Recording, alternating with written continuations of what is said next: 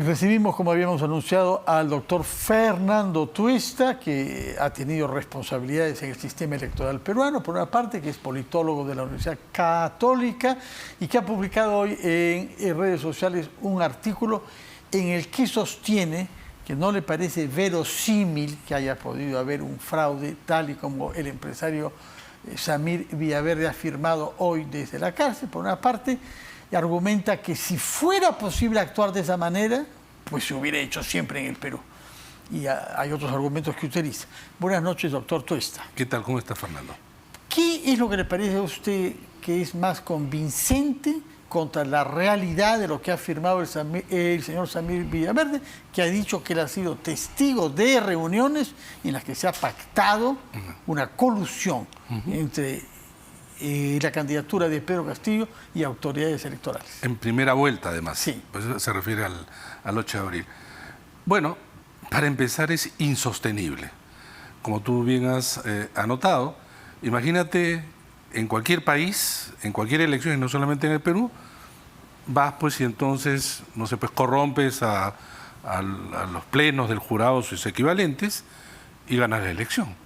Esto no solamente es insostenible, pero tiene efectos evidentemente negativos. Pero vamos por partes. Sí. Vamos al tema. Insostenible primero. Primero, se supone que hay un acuerdo entre los miembros del Pleno y este señor, o que él ha escuchado, ha sido testigo con el señor Castillo. Para empezar, eran 4 de los 5, no se habían elegido uno. Sí. De esos, además, hubo uno representante del Ministerio Público que luego tuvo que salir en conflicto con los otros. Sí. O sea, en realidad no era con este, sino con los 3, ¿no es cierto? Pero vayamos en el hipotético caso negado. Digamos que haya sido así. Se dice que entonces el señor Rafael López Aliaga y la señora Keiko Fujimori fueron perjudicados porque se les baja, en principio, en el resultado que luego muestra. Y que el señor Pedro Castillo aparece como primero, indebidamente, ¿no? Y esto fue producto de esta reunión. Para que eso se produzca, tendrían que haberse alterado miles de actas, para empezar. Las actas, ¿cómo aparecen en el Jurado Nacional de Elecciones? Solo aparecen con diversas figuras en apelación, segunda y última instancia. En apelación. ¿De dónde? De los jurados electorales especiales. Pero si no es así, ¿de dónde sacan las actas? El proceso electoral... Lo que nos dice usted es que las actas están en posesión de la OMPE, no del jurado, y que el jurado no tiene cómo acceder a esas actas. No es cómo acceder, son públicas al contrario. Sí. Pero para modificarlas, apenas ingresan en la OMPE, en los centros de cómputo, se digitaliza y se digita y aparecen en la página web desde el primer día. Desde el primer día. Solo algunas actas que son observadas o actas que por apelación llegan a la segunda instancia. Pero repito, no pueden ellos resolver sobre algo que no sea justamente solicitado. No pueden agarrar y decir, vamos a cambiar en general a todas estas y firman ellos una resolución. Eso solamente en la cabeza, en la imaginación o en esta narrativa que lo único que busca es empañar el proceso electoral a los organismos electorales y en el próximo. Porque uno de los afectados, el señor Rafael López Aliaga, es candidato seguramente a la alcaldía de Lima. Lo que dijo el señor Villaverde es que hubiera debido quedar para la segunda vuelta López Aliaga y no Keiko Fujimori. Pero por y que eso, se puso a Keiko Fujimori con el cálculo de que era más fácil derrotarla. Imagínate, pues, imagínate todo esto, ¿no? Entonces no es la señora Keiko Fujimori, sino el señor Rafael López Aliaga, que le hubiera ganado al señor Castillo, según esta idea que está detrás de trasfondo, pero aparece la señora Keiko Fujimori porque es ganable, ¿no? Como ya le ganaron en 2 oportunidades y como que ocurrió efectivamente. Pero algunos consideran que la sola palabra de este señor ya es suficiente, y tú ves en redes que dicen, no, pero se comprueba, dice, que ¿no? hay 8 horas de audios, nos ha dicho el abogado Julio Rodríguez. Pero hay una cuestión, y hay que, creo, señalar y subrayar esto. Seguramente, no nos ha dicho, hay 8 horas en donde el señor Samir Villaverde puede estar hablando sobre su relación, porque él está con prisión preventiva, en razón de sus actos, en donde él intermedia y favorece en términos corruptos a empresas y en el gobierno. Él es un lobista. A él se le imputa eso, se le está investigando. ¿De dónde salieron las elecciones? ¿Qué tiene que ver con todo esto? Nada. El señor Samir Villaverde no, es que lo que acusa al presidente de la República. Sí, pero lo ha acusado de querer matarlo y de usar para eso cuerpos policiales. Seguramente. Y es en ese mucho contexto que le dicen, no te tengo miedo y voy a decir lo que yo sé de ti, ¿no? Seguramente que sabe. Sí. Yo no me refiero a este tipo de cosas. En realidad muchas podrían ser verdad. Él debe conocer, etcétera. Pero específicamente sobre el tema electoral, la narrativa es, en realidad, nuevamente colocar como un punto que quedó para algunos flotando, ¿no? Que consideraban que este proceso era, además lo cuestionaron, era indebido, etcétera. Fernando, no existe en el mundo y en la región latinoamericana ningún proceso fraudulento que no haya tenido impacto internacional. Nicaragua, por ejemplo. Hace poco. La cuarta presidencia del líder Daniel Ortega. Así es. Hace poco ha estado acá el congresista Aguinaldo haciendo referencia a Bolivia. Y tú le has respondido bien. Y es exactamente eso.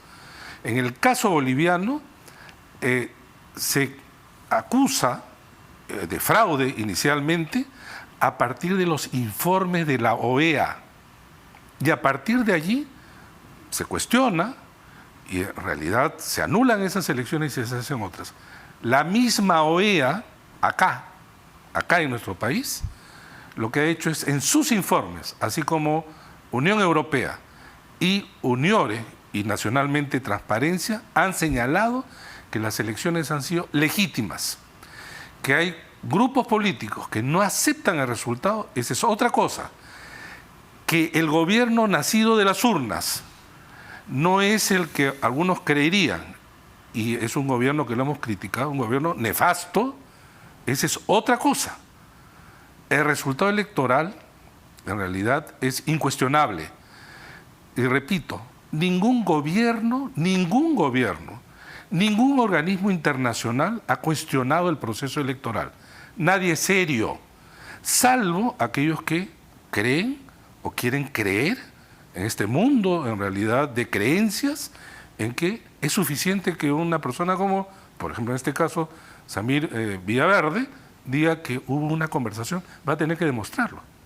Va a tener que demostrarlo. Es lo que dice que va a hacer, pero ¿no? además, ya, va a tener que ya no solamente demostrar. Que es un abogado reconocido. Pero incluso, yo estoy absolutamente seguro que no existen esas conversaciones. Mira, él dice que en Chota, ¿no? Se reunieron, además, por lo menos esto dice un medio de comunicación, se reunieron organismos electorales y Fuerzas Armadas, etcétera, un tinglado, ¿no? Un operativo para hacer ganar al señor Castillo. Si hay algo donde es casi imposible, es hacer fraude en un país democrático. Fraude puede haber en Venezuela. Yo he estado en misiones en Venezuela. En Nicaragua, yo he estado en Nicaragua. Allí se capturan los organismos electorales. ¿En dónde más hubo fraude? Acá en el Perú. ¿Cuándo? En el 2000. En el 2000. Y esto no es obra de una declaración. Probado.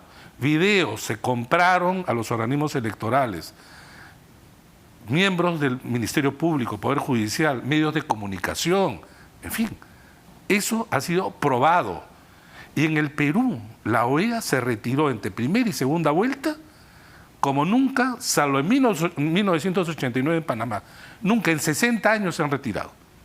En el 2000 se retiró. Y esto era, obviamente, como producto de un fraude. En el Perú no. En el Perú no.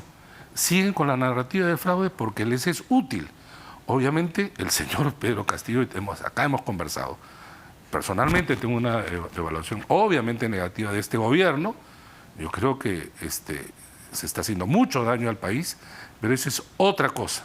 Querer juntar dos cosas que no tienen que estar necesariamente juntas en realidad tiene efectos negativos al sistema democrático, a las instituciones, a los procesos electorales y de cara al 2 de octubre. Ahora es muy fácil, Fernando, y es lamentable esta suerte de contagio de esta narrativa. Cualquiera que pierde va a decir que es porque es fraude. Cualquiera que pierde. Este es el trumpismo, este es lo que hizo Donald Trump en Estados Unidos, este es lo que hace Bolsonaro ahora en Brasil, diciendo que va a haber fraude, él siendo presidente de la República. Eso es lo que han dicho acá también ahora y lo van a seguir diciendo. ¿Cuántos postularon en las elecciones del año pasado? 11. ¿Quién gana? 1. ¿Quién pierde? 10. 10 no ganan. Pero con esta idea, los próximos perdedores en realidad siempre van a levantar la idea del fraude. Como sabes que hubo antes, Fernando, lo de la revocatoria, que felizmente ya desapareció, prácticamente existe todavía, pero en menor medida que antes. Los perdedores activaban la revocatoria para entrar por la ventana, ahí donde no pudieron entrar por la puerta. Bueno, pero han logrado sacar al alcalde de Lima con un mecanismo diferente, ¿no? No, pero esa es otra cosa, yo sé absolutamente distinto a la vacancia, es otra cosa que la revocatoria, ¿no? Bueno, ¿y qué pasaría si es que en efecto el señor Villaverde, con las habilidades que le reconocemos con experiencia en seguridad, ha sido miembro de la Fuerza Aérea, de ahí viene su carrera profesional? Creo que fue expulsado. Fue expulsado de la Fuerza Aérea. Por actividades Ese señor ha estado en la cárcel por actividades delincuenciales, efectivamente. Sí. Bueno, ¿qué pasaría si hubiese grabado, con la habilidad y con la, digamos, malicia que le suponemos, hubiese grabado conversaciones en las que Pedro Castillo manifiestamente preconiza, favorece, intenta, recomienda, solicita que se actúe de una manera fraudulenta durante el proceso electoral? Hágase o no. No, pero él lo que está diciendo que hubo reuniones. Sí. Reuniones. Sí. Bueno, ¿qué pruebas podía dar? Videos, conversaciones audios, en los que Castillo participe en una voluntad declarada. No, pero ojo, no es participa de manera separada, sino que evidentemente comunicados con ellos y que lleguen a un acuerdo. Es absolutamente, bueno, ya hemos escuchado por lo menos declaraciones del presidente del Jurado Nacional de Elecciones que él señala que dice 3 veces al señor Castillo, ¿no? En el primero o segundo debate y en la entrega de credenciales. Nunca más, que nunca más se ha encontrado, pero además los otros miembros del jurado, nuevamente, no se trata de una persona, el jurado es un colectivo, resuelve como pleno. Bueno, hay otros más, ¿no? Los otros miembros del jurado. Entiendo que ellos también están manifestando que no tuvieron ninguna reunión en ninguna parte. Pero digamos, en el hipotético caso negado, nuevamente, repito, así se pusieran de acuerdo, no pueden actuar de manera tan arbitraria, porque si no, en cualquier parte del mundo se podría hacer este tipo de fraudes. En los únicos lugares donde hay fraude es cuando, sobre todo en las reelecciones, y cuando hay un gobierno que captura no solamente organismos electorales, sino un conjunto de instituciones que de alguna manera están comprometidas. Porque un proceso electoral participa RENIEC, OMPE, Jurado, Fuerzas Armadas, Ministerio Público. Pero además es un acto donde participan millones de personas, donde participan decenas de miles de trabajadores y funcionarios de los organismos electorales. No se puede hacer fraude, salvo pues que sea en Corea del Norte, que sea en Cuba, en Venezuela, en Nicaragua y en Bolivia, pero que inmediatamente saltó. Pero ¿quién estaba en el gobierno? El gobierno que participaba. Por cuarta vez por cuarta vez y de manera felizmente ilegal. Ahora, hay un argumento que se usa mucho cuando de parte de quienes creen que ha habido un fraude, que hay sectores políticos, corrientes de opinión, como usted sabe, sostienen que ¿por qué no se facilitó el acceso a los padrones?